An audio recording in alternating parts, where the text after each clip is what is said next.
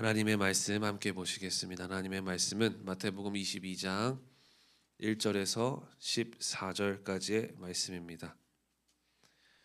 마태복음 22장 1절에서 14절까지의 말씀, 제가 가지고 있는 성경 신약 37면입니다.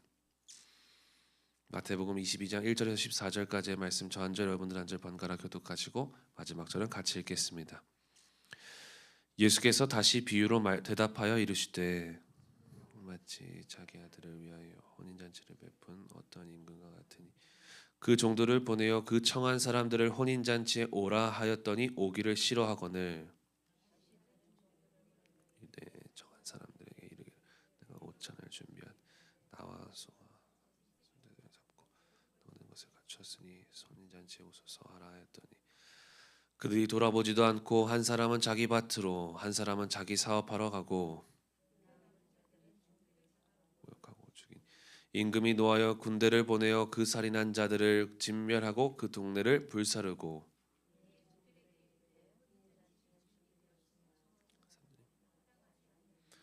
내거리 길에 가서 사람을 만나는 대로 혼인잔치에 청하여 오라 한대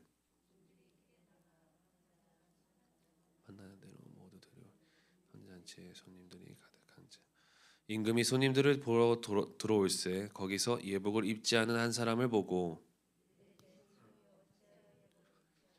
여기에 들어왔느냐 하니 그가 아무 말도 못하거늘 임금이 사원들에게 말하되 그 손발을 묶어 바깥 어두운 데 내던지라 거기서 슬피 울며 이를 갈게 되리라 하니라.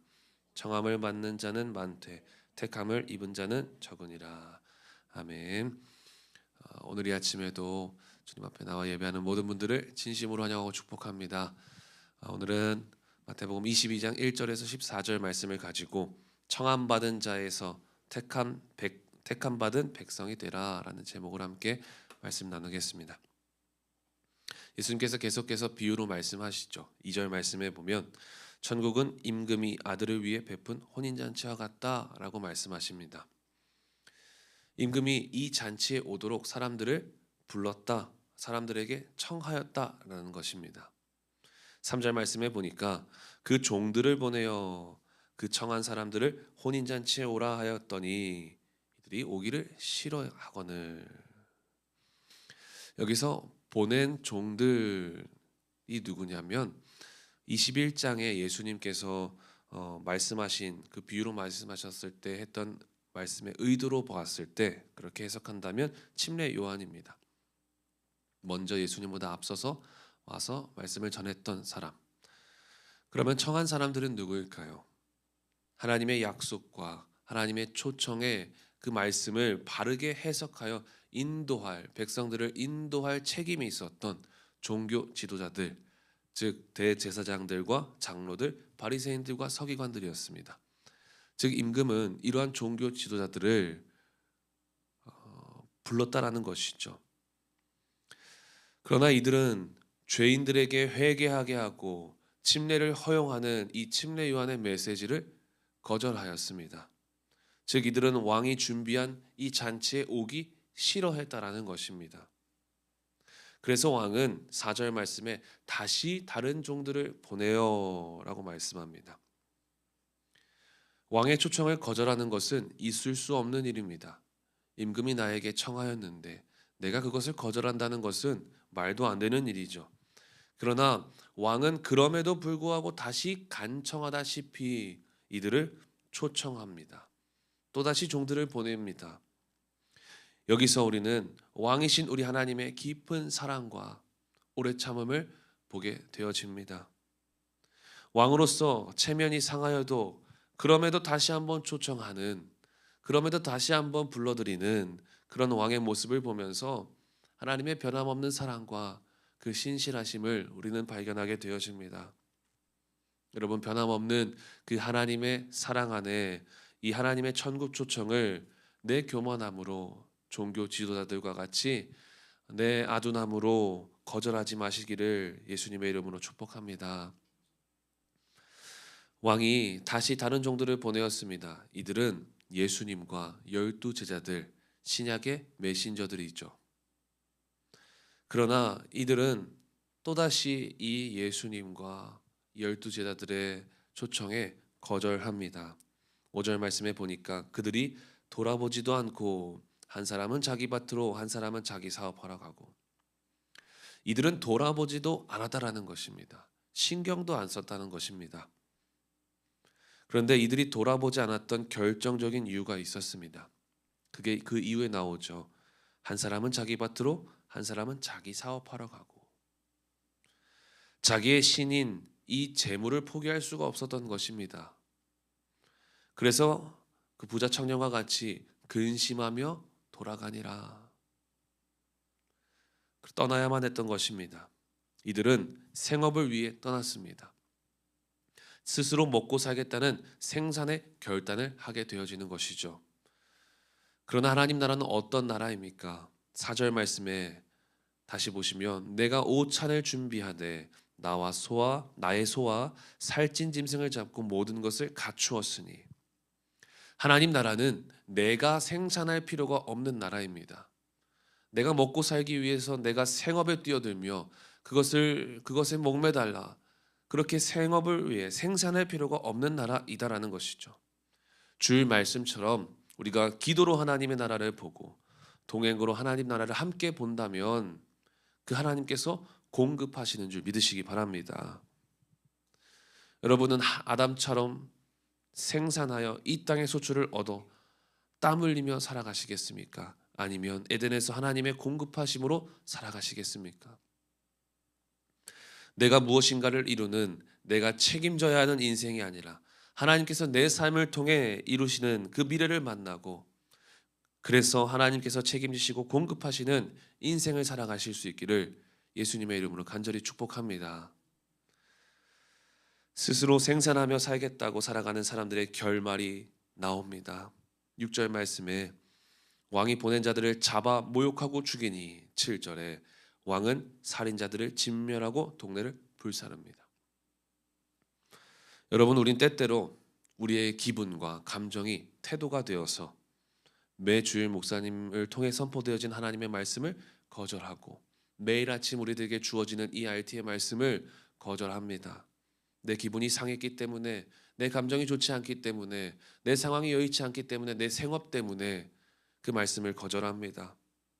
일상의 분주함 때문에 하나님이 주시는 은혜의 자리, 섬김의 자리를 뒷전으로 내몹니다. 그러나 여러분, 하나님은 변함없는 사랑의 하나님이십니다. 우리를 오래 참으십니다. 참으시는 지금 이 순간에, 다시 돌아오지 않을 이 순간에 다시 말씀으로 돌아올 수 있기를 예수님의 이름으로 축복합니다. 그래서 우리가 스스로 생산하며 살아가는 인생을 살아가기보다 하나님 나라의 공급을 받으며 살아가는 것입니다. 생산보다 공급하심을 받는 것입니다. 하나님 나라의 잔치에 이 공급하심을 받고 참여할 수 있기를 예수님의 이름으로 축복합니다. 초청한 자들이 왕의 초청을 거절하니까 왕은 또 다시 새로이 다른 사람들을 초청합니다. 이번엔 대상이 바뀌었습니다. 9절 말씀에 보니까 내 거리 길에 가서 사람을 만나는 대로 혼인잔치에 청하여 오라 한대. 10절 말씀에 종들이 길에 나가 악한 자나 선한 자나 만나는 대로 모두 데려왔다. 임금의 초대를 거절한 자들 대신 길가에 있는 모든 사람 아무나 다 데리고 옵니다. 누가복음엔 이들을 세리와 몸 파는 자, 병자들, 가난한 자들, 죄인들이라고 표현합니다.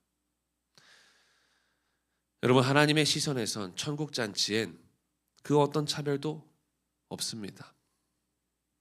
무엇보다 사람들이 세운 선악의 기준, 선한 자나 악한 자나, 우리가 바라봤을 때 선한 자나 악한 자나 상관없이 아무나 데려오게 하십니다.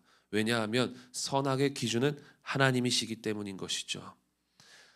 그 선악의 기준, 사람들이 세운 선악의 기준, 저 사람은 안 돼, 저 사람은 나빠, 이러한 선악의 기준은 하나님의 나라의 기준에 봤을 때 아무 상관이 없는 것입니다. 그래서 바울은 이렇게 고백하죠. 로마서 1장 16절에 내가 복음을 부끄러워하지 아니하노니 이 복음은 모든 믿는 자에게 구원을 주시는 하나님의 능력이 됨이라. 아멘. 그런데 우리가 말씀을 읽다 보면은 좀 의아한 내용이 나옵니다. 다 불러 모으라고 했는데, 그래서 다 불러 모았더니 막상 임금이 손님들을 둘러보니 11절 12절 말씀에 결혼식 예복을 입지 않고 왔다고 다시 쫓아냅니다. 차별이 없다고 다 데리고 왔는데, 아무나 다 데리고 왔는데 다시금 쫓아냅니다. 이랬다가 저랬다가 이해가 되지 않죠. 그런데 그 이유가 8절에 있습니다. 8절에 다시 보시면 이에 종들에게 이르되 혼인잔치는 준비되었으나 청한 사람들은 합당하지 아니하니. 하나님의 나라는 준비가 되었습니다. 임금은 준비가 되었습니다. 그러나 하객들이 준비되어 있지 않았기 때문인 것이죠. 잔치의 청함을 받았어도 잔치에 맞는 준비가 되어 있지 않으면 그 잔치에 우리는 함께할 수 없는 것입니다. 예복을 입어야만 혼인잔치에 참여할 수 있다는 것이죠. 그럼 우리는 이렇게 생각할 것입니다. 에이, 임금이 누구나 차별이 없다면서 나 다 데리고 오라고 초청하였으면서 이제 와서 기준을 말씀하시네요. 참 까다롭습니다 라고 이야기할 수 있겠죠. 그런데 임금이 말하는 이 준비는, 오늘 주님이 비유로 말씀하시는 이 예복은 그렇게 어려운 준비가 아닙니다. 초청함 받은 사람들이 충분히 갖출 수 있는 준비였던 것이죠. 이 예복은 무엇이냐? 침례 요한과 예수님이 계속해서 말씀하시던 회개와 믿음의 옷입니다. 즉 로마서 13장 14절에 이렇게 말하죠. 오직 주 예수 그리스도로 옷 입고 정욕을 위하여 육신의 일을 도모하지 말라. 예수님의 십자가 은혜에 회개하고 그리고 예수님의 부활의 능력 아래 영생을 누리게 되었음을 믿는 믿음의 옷을 입어야 되는 것입니다. 이 옷을 입는 사람은 그 전에 길거리에서 내가 어떤 신분으로, 내가 어떤 죄인의 모습으로 살았든 내가 이 옷을 입기만 하면 상관없이 모든 잔치에 참여할 수 있게 되는 것입니다. 주 안에 있으면 지위고하를 막론하고 다 잔치에 참여할 수 있는 한 공동체가 된다는 것이죠. 그렇기 때문에 이 옷을 입는 것이 너무 중요합니다. 여러분, 거룩함으로 옷 입으시기 바랍니다. 더 건강한 교회, 더 행복한 성도, 더 거룩한 나라를 이루기 위해 예수 그리스도로 옷 입으시기를 축복합니다. 천국 잔치에 참여하도록 예수로 옷 입어야 되는 것이죠. 여러분, 오늘날 많은 사람들이 교회로, 복음으로 초청을 받습니다. 잔치에 오도록 청함을 받습니다. 그러나 예수로 옷 입지 않는 사람들이 너무나 많습니다. 10년, 20년, 아니 평생을 살아도, 평생을 교회 다녀도 초청만 받고 그 주님의 구원의 기쁨을 누리지 못합니다. 예수님이 믿어지지 않아 그 예수님의 생명이 내 것이 되지 않습니다. 여러분, 청함을 받았다면 예수 그리스도로 옷 입어 택함을 받을 수 있기를 간절히 축복합니다. 아직도 이 복음이 믿어지지 않는다면, 내가 평생을 교회 다녀도 이 복음이 믿어지지 않고 내가 잔치에 참여할 만한 그 예복이 준비되지 않았음이 보인다면, 의심이 든다면 오늘 우리에게 믿음을 달라 기도하시고 내가 예수 그리스도를 믿을 수 있도록, 내가 회개하고 그 믿음으로 옷 입을 수 있도록 기도하시고, 그래서 저는 저와 여러분들이 모두가 단 한 사람도 내쫓김 당하지 않고 모두가 천국 잔치에 다 참여할 수 있는 우리 덕금의 교회 가족 모두가 되어질 수 있기를 예수님의 이름으로 간절히 축복합니다. 기도하겠습니다. 하나님, 감사합니다. 우리를 사랑하셔서 천국 잔치를 열어주시고 차별 없이 우리 모든 사람들을 불러주심에 감사드립니다. 그러나 때로는 우리가 생업 때문에, 생계 때문에, 내가 생산하며 먹고 사는 그 인생 때문에 하나님의 공급하심을 무시할 때가 있습니다. 주님, 우리의 교만함을 용서하여 주시고 이제는 하나님 나라의 공급하심을 누릴 수 있는 우리의 삶이 되게 하여 주시옵소서. 무엇보다 우리가 하나님께 초청함을 받았고 청함은 받았는데, 그래서 우리가 10년, 20년 평생 우리가 교회를 다니는데도 불구하고 우리 안에 예수 그리스도로 옷 입지 못하는 모습들을 보게 되어집니다. 아직도 예수님이 믿어지지 않고 그 복음이 내 것으로 다가와지지 않고 받아들여지지 않는 모습들을 보게 되어집니다. 혹은 그러한 가족들과 VIP들이 있습니다. 주님, 불쌍히 여겨주시고 이제는 예수 그리스도로 옷 입을 수 있도록 도와주시옵소서. 하나님께서 말씀하시는 그 예복을 준비할 수 있는, 그래서 주님 다시 오시는 그날에 더 천국으로 같이 들림 받을 수 있는 우리 모든 덕금의 가족이 되어줄 수 있도록 주님 도와주시옵소서. 오늘도 가지고 나온 기도의 제목들이 있습니다. 하나님, 내 마음대로 기도하고 내가 원하는 정욕을 구하는 것이 아니라 예수 그리스도로 옷 입는 그러한 우리의 기도와 간구가 되어질 수 있도록 도와주시옵소서. 감사드리고 예수님의 이름으로 기도하였습니다. 아멘.